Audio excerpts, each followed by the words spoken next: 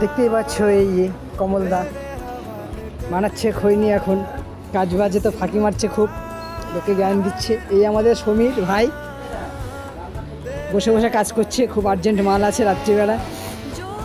এই যে সবাই কাজ করছে এখন নাইটে, খুব কাজের চাপ, সব আর্জেন্ট মাল কালকের মধ্যে লাগবে, এর জন্য সবাই নাইট করছে। ওইদিকে আছে আমাদের প্রসেনজিৎ দা, 12টা পর্যন্ত কাজ করবে, এর বেশি করবে না, নাইট করে না।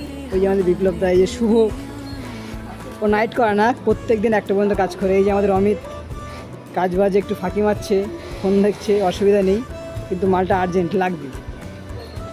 এদিকে হেল্পার কাজ করছে, হাসান ভাই, নায়ক দা,